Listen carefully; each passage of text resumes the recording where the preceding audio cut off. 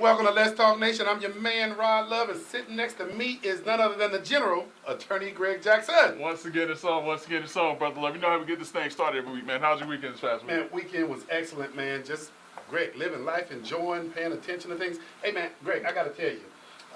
Oh, by the way, my father-in-law said y'all had a men's day. Oh, yeah. I saw my friend yesterday. Hey, he came over there and got down, Greg? Yes, he did. But listen, that's I always expect Hey, that. you don't expect anything less. Nothing less. But in addition to that, the South Pocket Ministerial Alliance, basically do like they always do, man. They give young people scholarships. And Greg, I got to just share this moment of privilege. Okay. When my daughters were very young, they used to be upset that their daddy used to drag them around to public forums that I had to attend, that I had to speak at. And Greg, I remember those two little girls when their daddy would say hello to somebody. And I used to say, hey, enunciate, look people in the eye, give a firm handshake. Right. Greg, my oldest MC the scholarship nice. award, and man, everybody was calling me, telling me, man, that girl didn't miss a beat. Yeah. And my baby girl was there.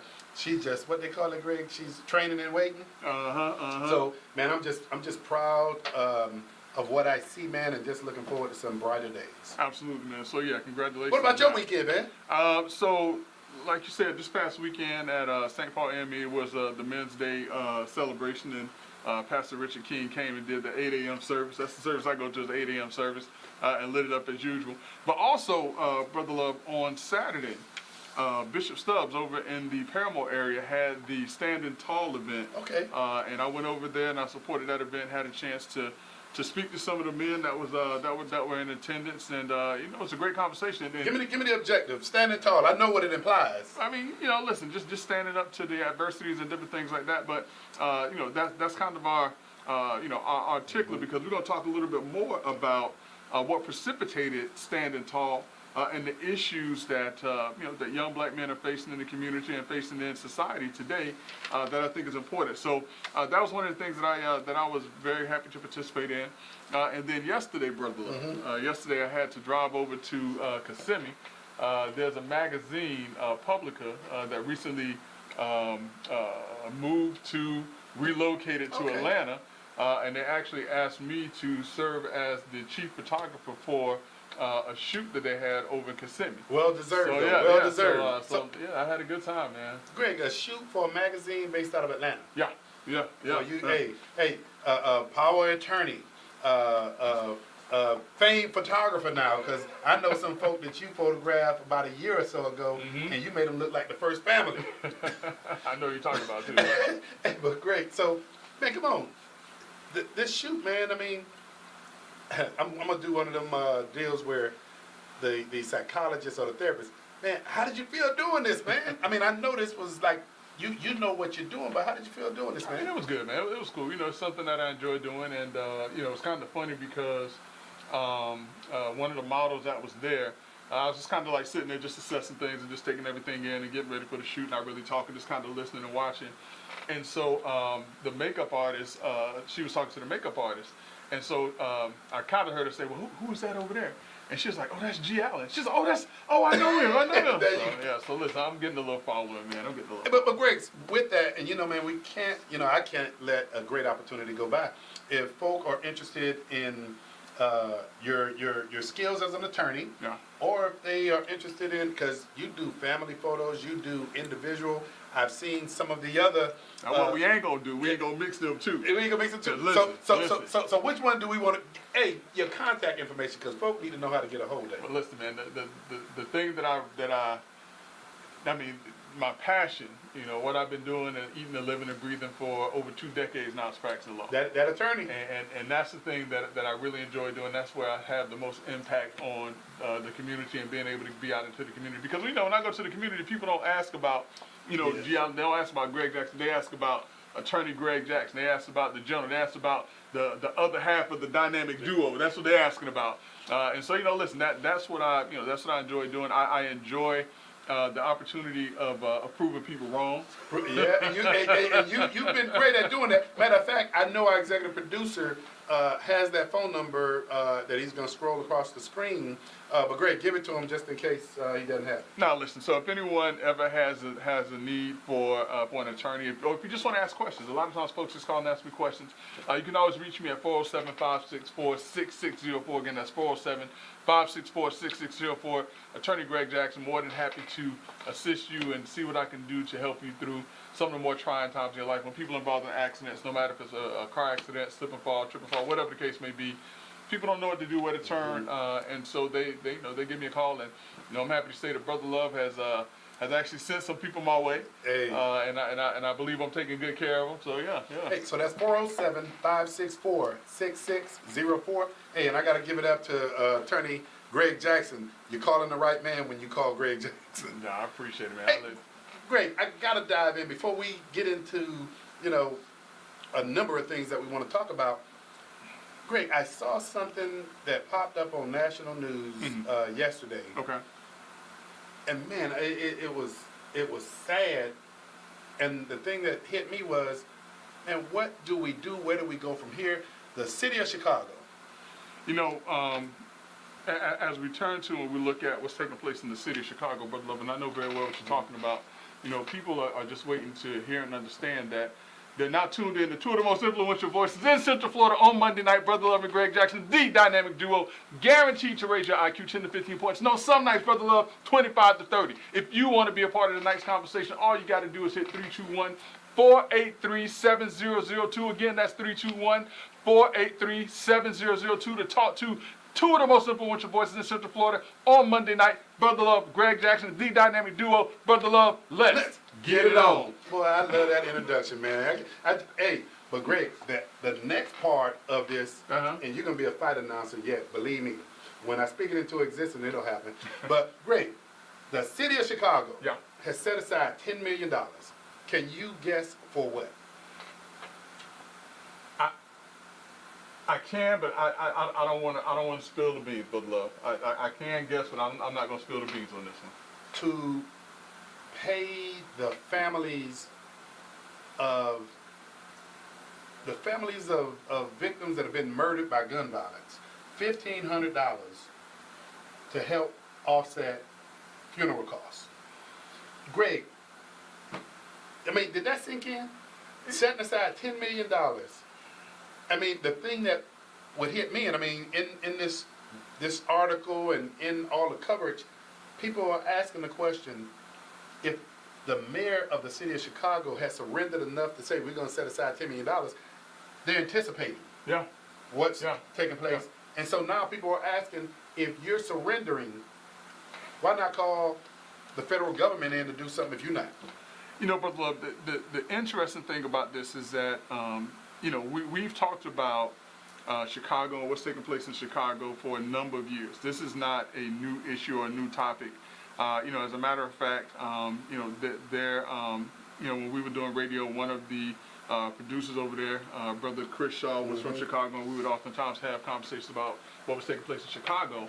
And one of the unfortunate conversations that we oftentimes would find ourselves circling back to was the fact that on any given weekend, there were dozens of shootings in the city of Chicago and a number of murders in the city of Chicago that people just seem to want to ignore. Yeah.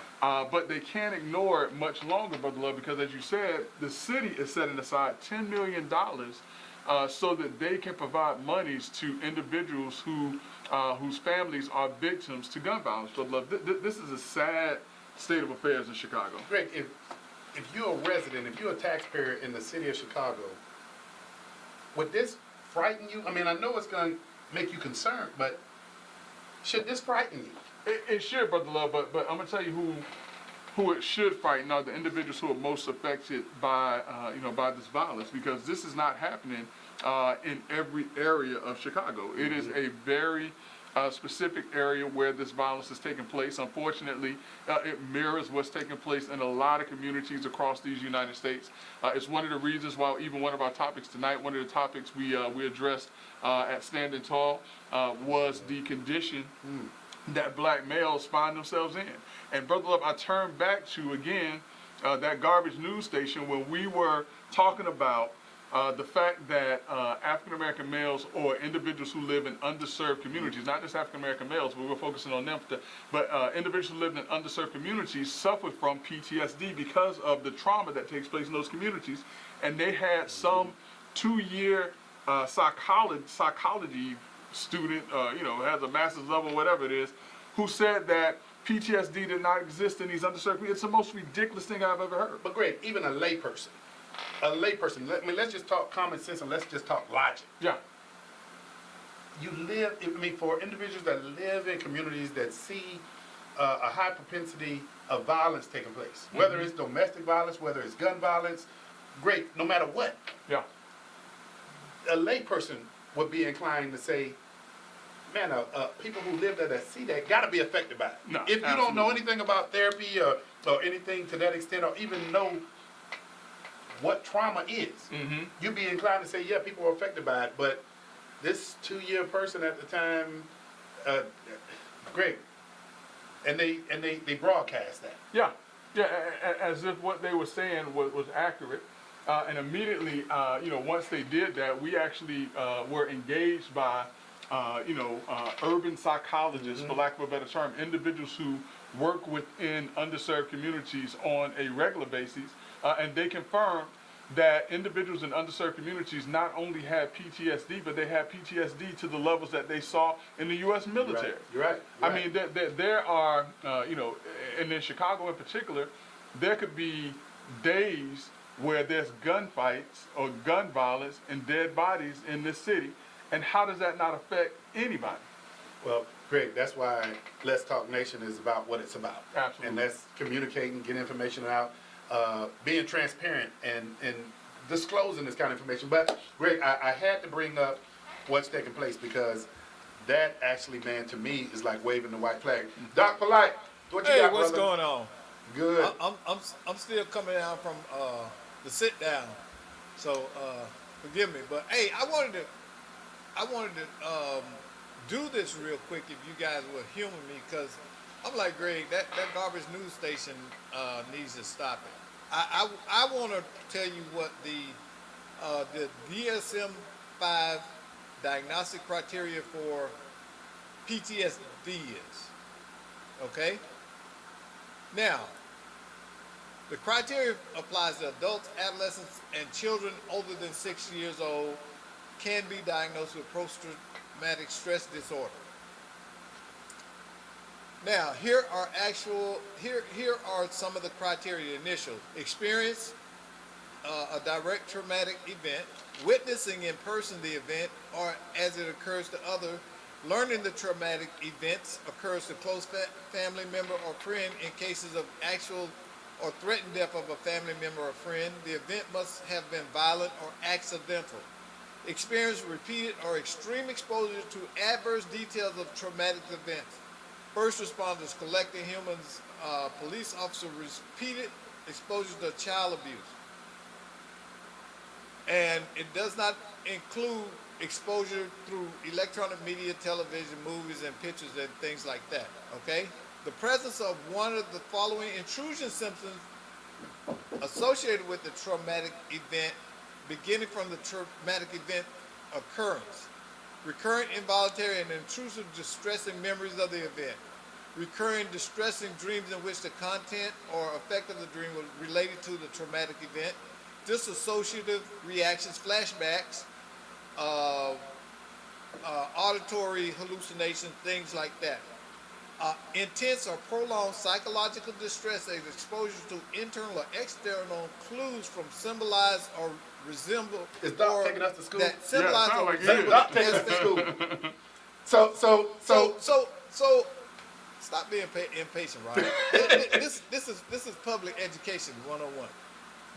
Because, see, it seems black people aren't allowed in this town. I'm saying this. They not saying it, y'all. America, Orlando, you got a problem with what's being said? Come see me. Our trauma and our distress is minimized. And that's what that garbage station was doing. They were minimizing what occurs in our community as it relates to our life experiences and what we go through. So I just wanted to share that. No, listen, that's great information because, you know, we can just talk about it, we can just say it, but when there is empirical data and definitions that people can point to and It's say, so hey, much listen, this is what we are experiencing and seeing, that brings it full circle. It's so much data out there. You know, again, they want to make it seem as if it's something related to war, and it's not. It's not specific to war. Because first responders get it, rape victims get it, robbery victims get it. Okay, Well, I'm done hey, now, Brother Love. You know, Doc, we appreciate that. But Greg, what Doc just disclosed, man, I mean, that's additional information, man, regarding the sensitivities of post-traumatic stress disorder, man. Hey, Doc, what we're going to do, man, is take a quick break. We have a special guest that's in the studio with us. And, man, we're proud to have this person with us this evening. So we're going to take a quick break, and we'll be right back on Let's Talk Nation. Joe's European Quality Auto Repair. Mercedes-Benz, BMWs, Jaguars, and Porsche. Joe's Quality Auto Repair specializes in European cars. Joe's Quality Auto Repair is located at 1240 State Road, 436 in Altamont Springs. Stop paying a king's ransom for your foreign auto repairs. Call Joe's Quality Auto Repair, mention Let's Talk Nation, and he'll beat certified dealership repair quotes by 30%. Call Joe's Quality Auto Repair at 407-409-6040. Again, 407-409-6040 for the best affordable and guaranteed European auto repairs. Spain is their guest speaker. Hey, welcome back to Let's Talk Nation. And we told y'all we had a special guest in the studio with us. And Greg, I don't do introductions like you do, brother. You bring the fire. So come on.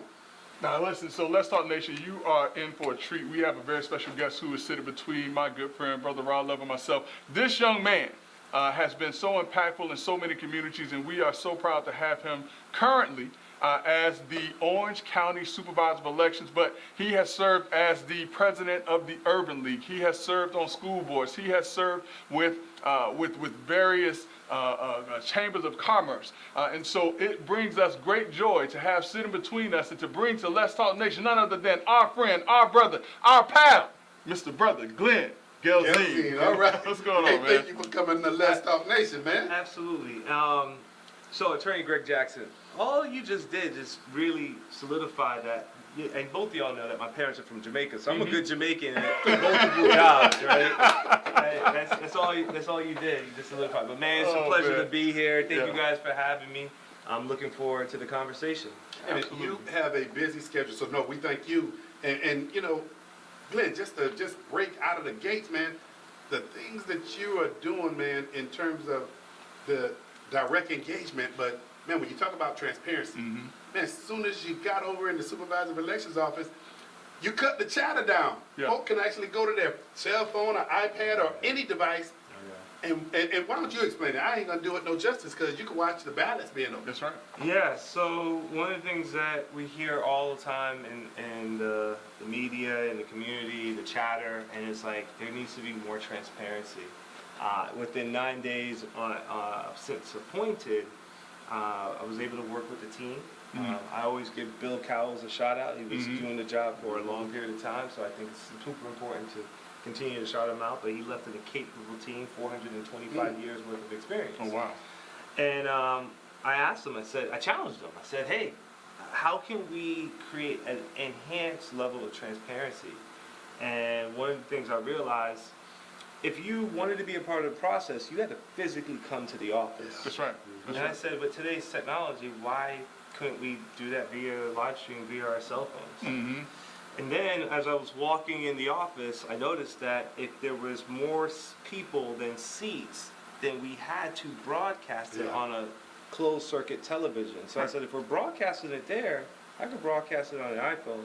It just takes a little bit of willpower, and the staff was able to get it done, and we were able to roll that out with 48 hours worth of notice, and we had over 1,000 people sign up just to watch the March election. And ever since then, the number has continued to grow. I anticipate a large number of people taking advantage of the live stream feature come August, Yeah. and Wow, also yeah, you're definitely right. in November. Yeah. Hey, Brother Glenn, I gotta tell you, not just Orange County residents are watching what you're doing at the supervisory elections office, the country is watching what you're doing. And I mean, you know, they talk about the best place to hide something is in plain sight. What you did with the transparency piece, I mean, man, we've all had these. We got the iPads, but man, when you rolled that out, people were sitting back saying, damn, that's right there in front of our face. And I mean, so I gotta give you credit, man. You really stepped up to the plate on that. Well, I appreciate it, but again, I'm not trying to hide anything. I'm trying to add extra transparency. Yeah. Because here's the thing, you know the old saying, much is given, much is required. Yeah. When you get an opportunity to serve in a capacity like a constitutional officer, you know, you gotta take it serious. And, you know, friends who are Democrats, friends who are Republicans, friends who are MPA all said that they want to make sure that their elections are safe. And what better way than adding that extra layer of transparency? And you know, it's just an opportunity just to move the needle forward. And I'm excited about it. This week, or just what is it, 2 weeks ago, we had a meeting with the Secretary of State, and he said, "Hey, you know, I like what you're doing down there." And that, you know, that feels good. But you know what really feels good? It's going back to the staff and letting them know that the hard work is paying It's paying off, and you can see it. So, Yeah. because often the staff gets beat up. So it's not about me. It's about how to make sure that the employees who put their time and energy, the poll workers who put their time and energy and sacrifice a lot. Right? Yeah, you're right. I mean, we have poll workers who've been doing this for decades. Yeah. So this is an opportunity to let them know that, hey, you know, your work is being recognized. So thank you for all of this. No, absolutely, absolutely. But listen, Brother Gozin, when we talk about Orange County, people don't realize the breadth of or the expansion of what it is that you have to do. What are the areas that you actually have to look at and to address? And what was the biggest challenge when you stepped in day one as supervisor of election, understanding how big this area was? Yeah, so we're the 5th largest supervisor's office in the state of Florida. And by the time we get to November, we will surpass Hillsborough and be the 4th largest. Wow. There's over 1.2 million residents that live in the county. And right now, our registration numbers is just about 805,000 active registered voters. That number will definitely increase because both the political campaigns, the Democrats and Republicans and MPAs are going to be mobilizing the people to register them to vote before the November election. But I think And that number is going to cause that to go up. Right. But I think it's important when you mention about 800 some odd thousand in a population of about 1.6 million people. Yeah. So I mean, that's incredible. That's incredible. Yeah. But Glenn, let me also ask you this: you identified 2 new polling places. One in the town of Eatonville, and the other one in the heart of Westlake Wellness Center near Campbell World Stadium. How did you pick these 2? Great question. And this also piggybacks off of Attorney Jackson's question earlier too, is that once I came in, because his question was, what were some of the challenges? Right. So one of the things that we did was the community demanded that they sit down and say, we need to talk to you. So I said, guys, I've been the Urban League CEO for almost 8 years. Right. Come on. Yeah, If you need a meeting, you don't got to demand. I'm right here, right? I'm on 119 West Cayley. Just come on down, right? Right. So part of their conversation they had with me was they laid out a number of concerns. And I looked at it, me and my team, we analyzed it. And again, it made sense.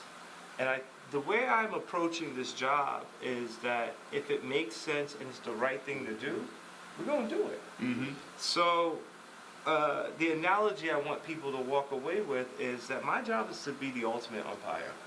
All my job is to do is just call the balls and strikes fair. Right. Yeah. That's it. You're right. That's it. I'm not one side or the other. I mean, if I'm doing the job as it's written, That's and right. one of the things I've always said, I'm going to follow the law as written, you're an umpire, right? So anyways, back to your question. So after they brought that information, I looked at it. There was a thing that we have now coined as voting deserts, and they're predominantly in Hispanic, in African American communities. So working with organizations like Lift Orlando, and then also the town of Eatonville, and we said we're going to do something that's going to be memorialized and do something that's going to be impactful to all Orange County citizens. Right. So the key thing why we did the early voting sites is because it gives every Orange County citizen an opportunity to be able to strategically get to a location and be able to drop off their vote, right? Makes sense. And that's why Eatonville, where it's located in the county, is centrally located. Right. And then where right south of Camping World Stadium, centrally located. So you basically capture the two major thoroughfares that were a vacancy and make that happen. Yeah. And that's what we were able to do. Yeah, because you got Maitland, Winter Park, Eatonville, and Orlando that just kind of comes together in that area. Yeah, yeah. right No, there. that was outstanding. Outstanding. Yeah. Now, speaking of like early voting and getting people and giving people the opportunity to get to the polls early and with enough time to find out who the candidates are. And this may also lend to your time with the Urban League. Yeah. Souls to the polls. Yeah. How important was that to you, or how important is that in looking at ways to get the word out about voting and early voting for those individuals in those communities? Yeah, so the Souls to the Polls initiative, we timed it around the District 5 election. And what we wanted to do was create a foundation for the bigger picture, which is a voter education grant program.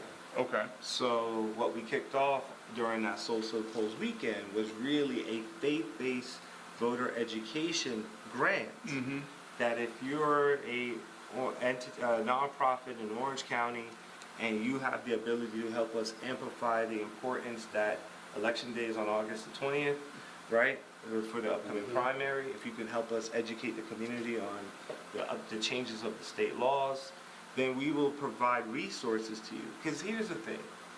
I truly believe that it really is that old cliche saying that it takes a village, not just to raise a child, it takes a village to actually maintain a village. Yeah, you're right, you're right. So what better way to then utilize institutes like faith-based institutions that are pillars not only in our community, but also pillars in every other community here in Orange County. And that's just the starting point. You're going to see is over time, we'll continue to roll out our new initiatives and be able to work with different partners to be able to, again, just continue to educate people on the importance of voting. This is going to be one of the most important election cycles. Oh, you're And right. you know what's funny? Yeah. Growing up, I've always heard, this is the most important election cycle, right? And then, And here you go. and then here we go. And here we go. But it really is, especially with all the noise that's out there. And it's not just because of the races that's on the top of the ticket. It's also some of the races at the bottom, right? Yeah. Like your state rep, your school board, your county commission. And as you know, Commissioner, that those decisions that happens locally impact you more than what happens in Washington. Absolutely right. So it's important that Orange County and Orange County citizens they get the resources in a timely manner, so that way they can cast their vote and make sure that their voice is heard. Well, I got to tell you, Greg and I, we have this information exchange that takes place 24/7. And so we started getting texts. Y'all know the supervisor of election is making his rounds in the faith community on Sunday. And I was like, what? And you were busy. You were in churches around Orange County. So let me ask you this. What has been the response? Because people in Orange County are not shy. What has been the response regarding this outreach, this voter information piece that you've done? Because Souls to the Polls, people are embracing it. Yeah, so to your point, they're embracing it. And the response is overwhelming to the point where I'm getting calls every day like, when can you come, or when can we get together, and how can I be a part about the next round of the grant program and everything like that. But I would be remiss, I saw Attorney Greg Jackson at a Father's Day event on Juneteenth, if I'm not mistaken. It was earlier that morning. And what was exciting, Commissioner, was that on that Sunday, it was Father's Day. And able to not only work with the faith-based institutions, but to see the enthusiasm of African American men being recognized, not just for Father's Day, but then also engaged through this voter education, and having them saying, hey, you know what, we're going to make sure that in our family the importance of voting and teaching that. So I just wanted to add those additional flavors to it because it's bigger than just our grant program. It was bigger than just Souls on the Okay. Poles. I see this as a movement where you now have a population that has been, I won't say it that way, but you now have a level of enthusiasm Gotcha.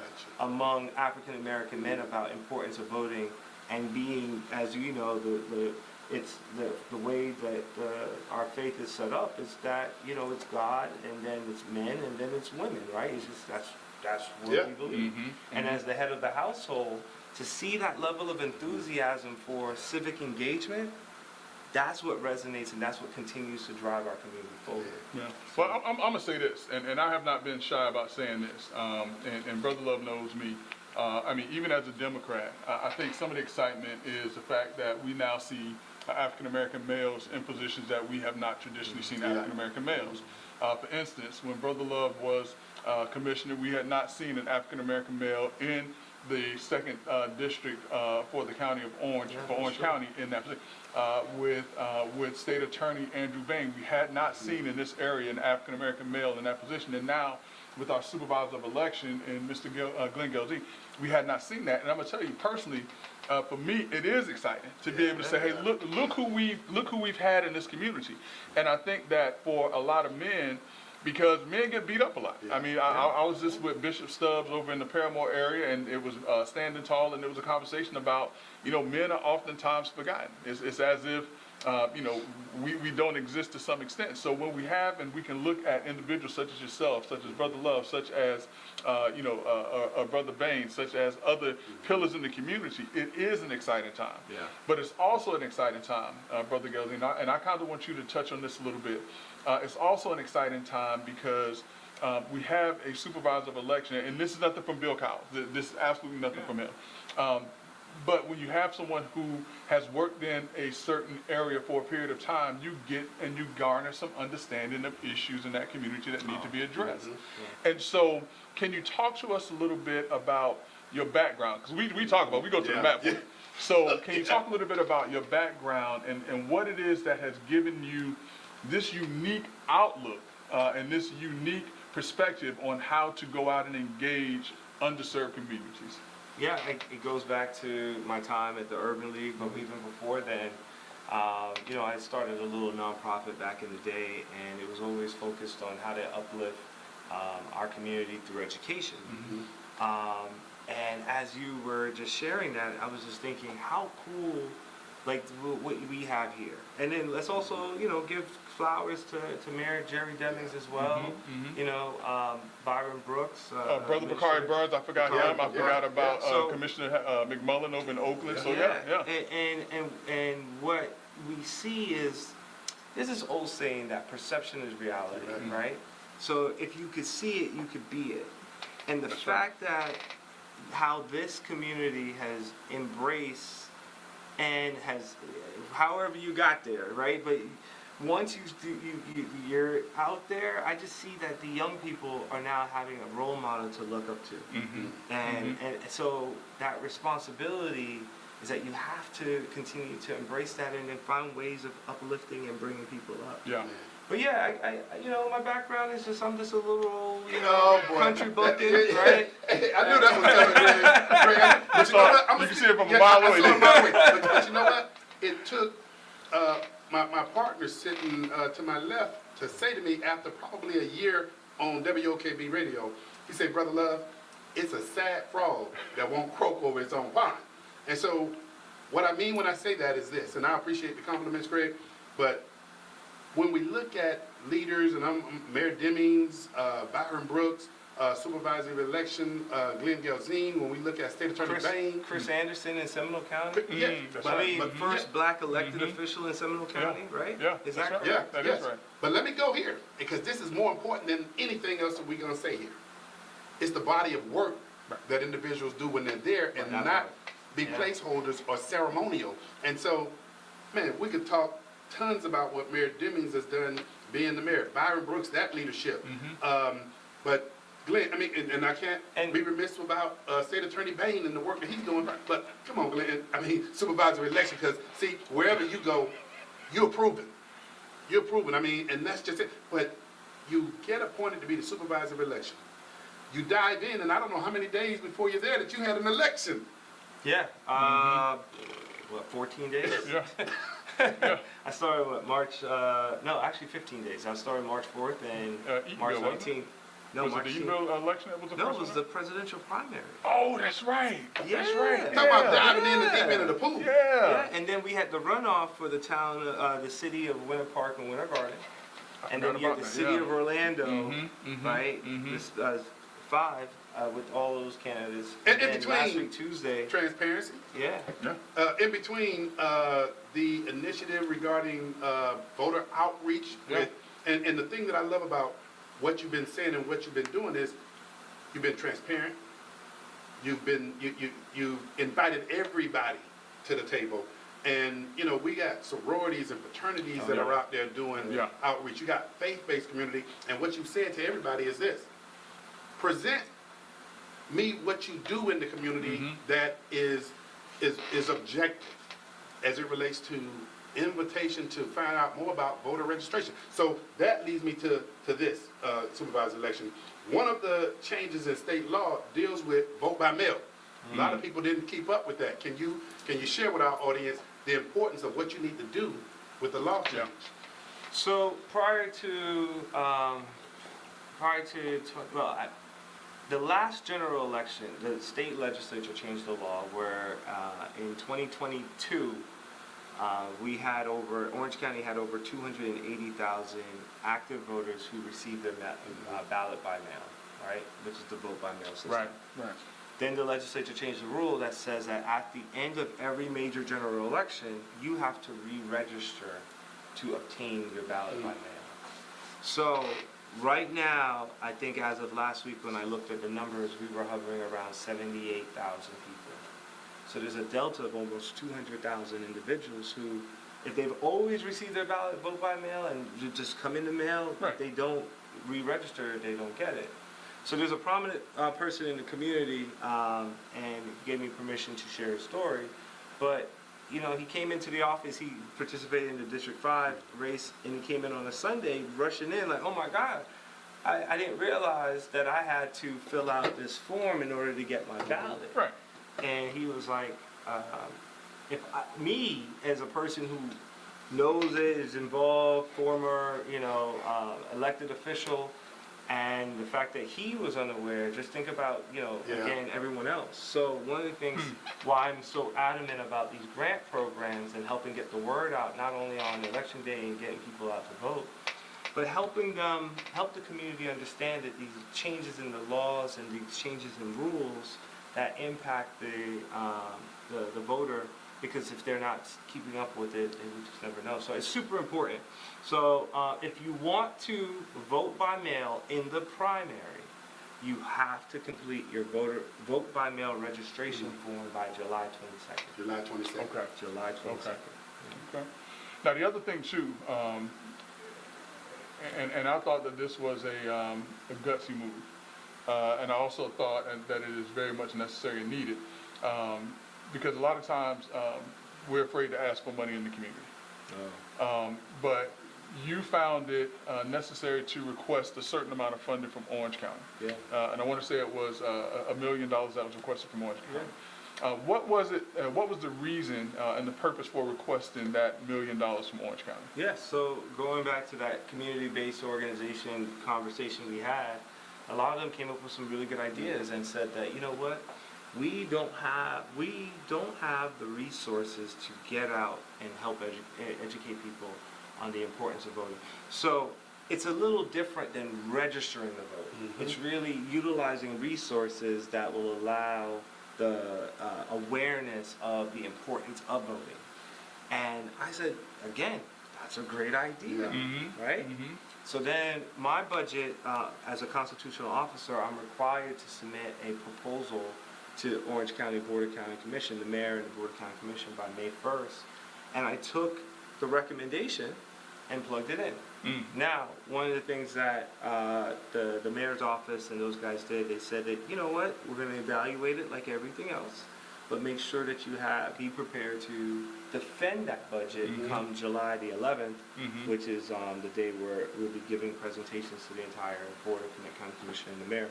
So my goal is to work with those same community groups that gave me the recommendations and make sure that we're prepared to educate the county commission on the importance of these dollars. Now, I have done some, behind the scene work, because as you know, as a current elected official, but as a former elected official back in the day, working in Tallahassee and all those, the job is to count votes. That's right. That's right. So I've already met with a majority of county commissioners, shared them the needs and why this is important, and a lot of them have signaled their support. Okay. Yeah, so that's a good thing, and I think but I think the key is letting this be community driven, Right. and community Right. led, and so that way, this can be something that's always be baked into the budget going forward. To that point, for the July the 11th presentation to the Board of County Commissioners, will community-based organizations that support your recommendation be allowed to speak before the commission? So I know that on the 10th is when public comments are available for that.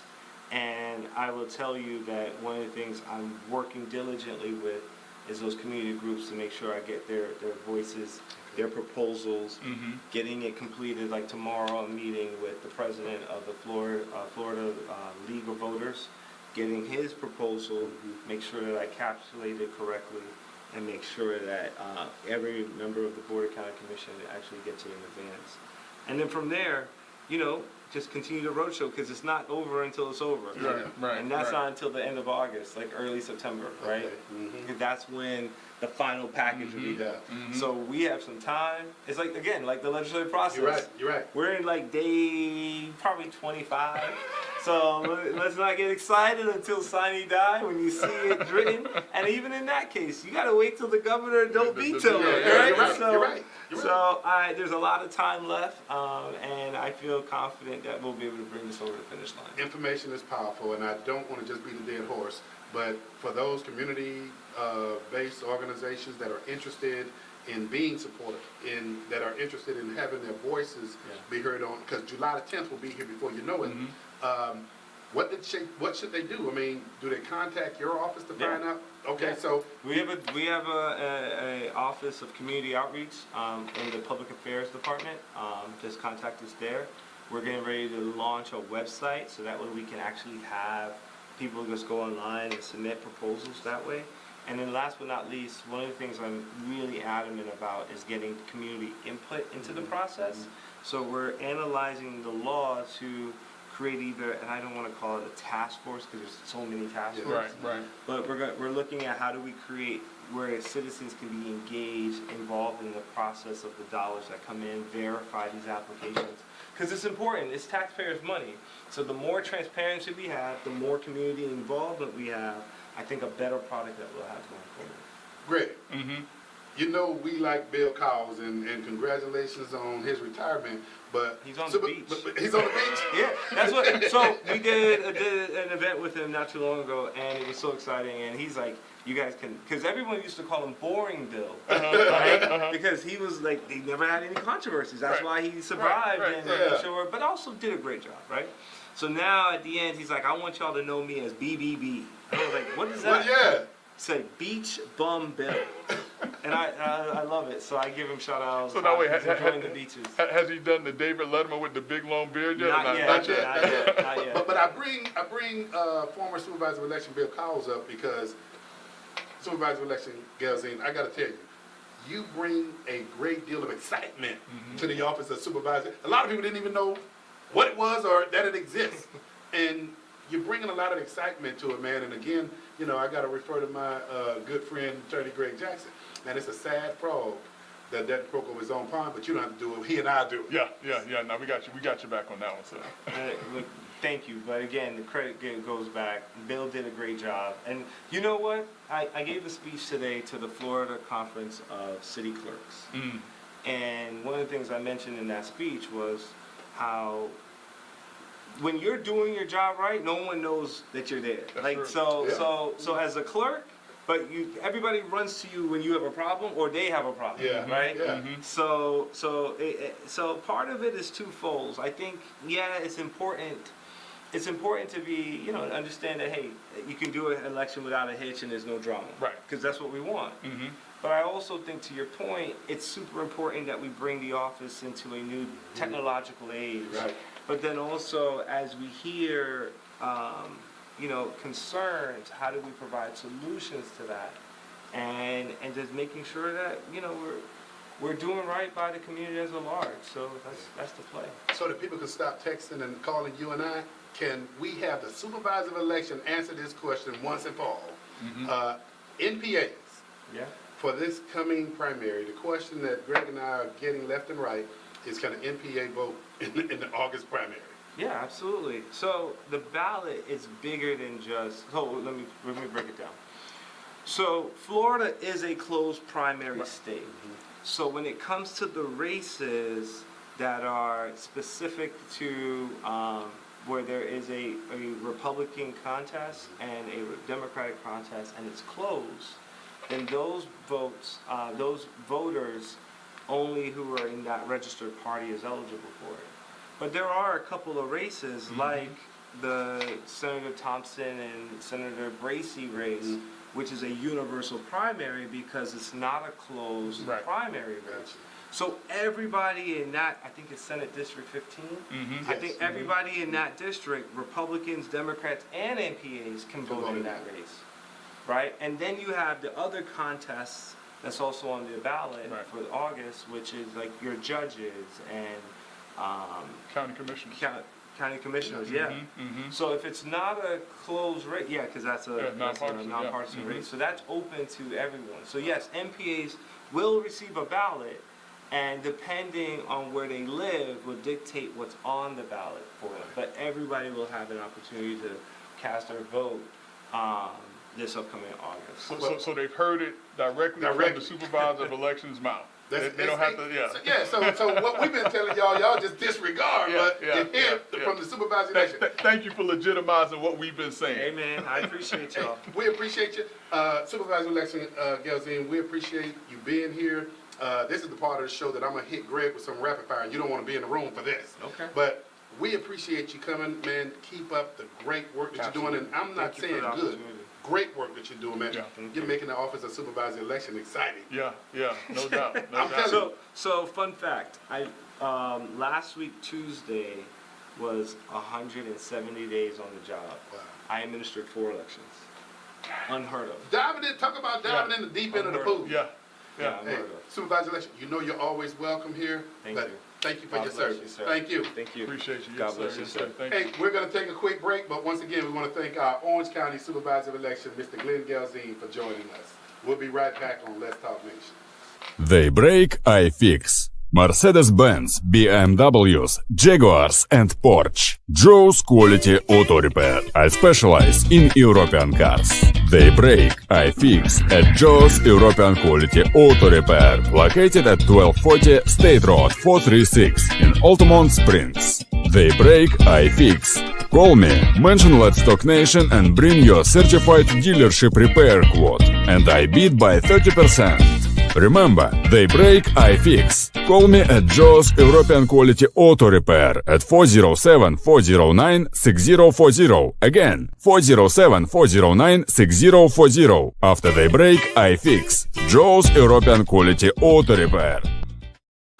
Hey, welcome back to Let's Talk Nation. And Greg, that was a great conversation. Absolutely. But listen, brother, you got me in trouble, man. You tell me I'm sitting up here chewing my gum. My mom done text me and asked me why I had that gum See, in my your mouth. mom told you. She been telling you that. I'm blaming you. Oh, blame me. All right, I'll take it, Mom. But, Mom, this is the part of the show that you know that I'm going to hit Greg with some rapid fire. And so, Greg, if you're ready, I'm ready. let's go. Let's go. Hey, we got the first presidential debate that's set for June the 27th. Man, Yeah. come on, give me something. What? So listen, man. So on this coming Thursday, President Biden, former President Trump, they're going to be standing together for the first time.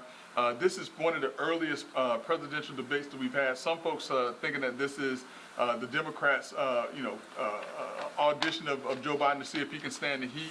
But then others are saying that this is also going to be the place where Donald Trump is going to reveal his running mate. Now, Donald Trump has said that he knows who his running mate is going to be. But that person still doesn't know. Doesn't know. But whoever it is, they're going to be in attendance at the presidential debate on Thursday. But you know, some of the highlights, high points, people need to pay attention and listen to what these guys are saying, because one of those two individuals is going to be the next president of the United States. I gotta hit you with this real quick, Greg.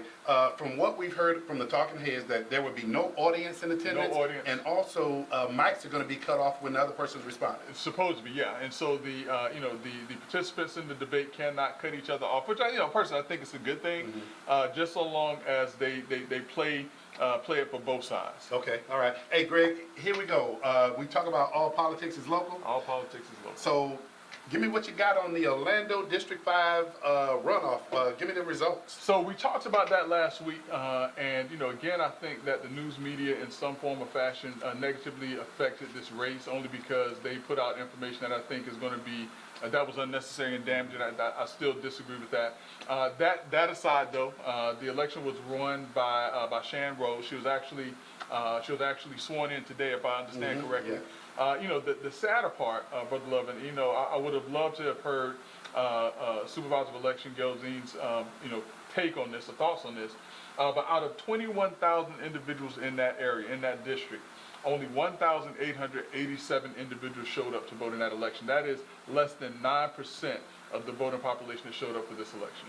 And Greg, I guess people should realize that, when you mention it, you're talking about a voting electorate of about 21,000+ people, Yeah. but you're talking about a population of in excess of 50,000 people. Well, and also, and most, if not all, areas of Orlando are important, but you're talking about an area that is of utmost importance to the development of the downtown area of Orlando. So it's shocking and surprising to me, because I'm sure that there are more than 5,000 or 6,000 people in downtown Orlando alone that live in the condominiums and live in the homes and things like that.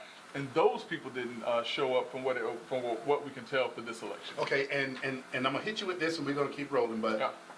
what or how do you believe that Commissioner Rose can be most effective in that district? I think she could be most effective by reversing some of what was done during the campaign. Campaigns are funny things. People do things that that they need to do to win, and so hopefully she and Representative McCurdy can work together to help build and improve that community. The interesting thing, though, Brother Love, is that what people have to realize is that in about 2 years, there's going to be another race in that area. So, if things aren't done in a way that people feel is worthy of those citizens in that District 5 area, there may be another new District 2 commissioner for District 5. People believe in results. Greg, Standing Tall, the event with Bishop Stubbs. I know you initially kind of hit on it a little bit. Yeah. But Greg, I guess my question to you, why are black males at risk? That is the biggest question that, I think, Brother Love, we're going to have to spend some time to address that. I know that in the past we've talked about this issue. We've talked about ways to engage young black men, to be mentors to young black men. But for some reason, more and more African-American males, especially our young men, are just falling by the wayside. And so the event on this past weekend with Bishop Stubbs, a very great event. Listen, they fed you like, ooh, the food was good. But like, listen, I hate to point to the food, but the food was good. Did his wife cook any of those His wife desserts? cooked. She didn't cook any of the desserts, and I did pull her aside. But listen, she put her foot in some shrimp that she had with the grits. They had fish and grits and all. It was good. But I mean, that is a question that we continue to have to answer about how do we approach, how do we engage our young African American males to give them hope? Mm-hmm. How do we understand that the issues that we're dealing with are not just necessarily behavioral issues, but are mental health issues? And I'm glad you went there. Yeah. So great. Mental health is critically important. Yeah. And I hate to overemphasize it, but when you think about it, we talked a little bit earlier on the sit down about post-traumatic stress disorders in communities that see a lot of violence. So that's something, you're right, we got to circle back. And Greg, last but not least, man, track and field Olympic trials. Listen, so everybody knows. Well, for most people, they might know. I am a huge track and field fan. My daughter used to run track. She ran for the entirety of her high school career. I thought she was going to run in college, but I have to watch the Olympic trials. So glad to report that Noah Lyles is the men's 100-meter national champion. Sha'Carri Richardson, she has refound and rebranded herself. She's the women's 100-meter champion. Also, Ating Mo, she is the women's 800-meter champion. And Kendall Ellis is the women's 400-meter champion. But Brother Love, the biggest story is that there is a 16-year-old out of Maryland by the name of Quincy Wilson, who is going to be in the men's final of the 400-meter dash. I heard about him. He broke the under 18 world record 3 times, if not 3 times, 2 times I know for certain in these trials alone, with the fastest time for a young man. That's not the one that broke Usain Bolt's. Yeah, the youth one. Yeah. Okay. So his time to run around that track, Brother Love, was 44.59 seconds. Let me see if I can beat my record. We got 30 seconds left. Greg, let everybody know who we're going to have in the studio next week. Next week, we are going to have the candidate for public defender and Miss Lenore Easter. She's going to come in, talk to you, introduce herself to Let's Talk Nation so that you can make a determination on who you want to be the 9th Circuit's next public defender. Well, I'll tell you what, hey, join Let's Talk Nation next week at 7 o'clock, 7 to 8. You can join us on the sit down from 6 to 6:45. But, Brother Jackson, you do not have to go home. But you got to get out of here. Hey, join us next week on Let's Talk Nation. We'll see you then.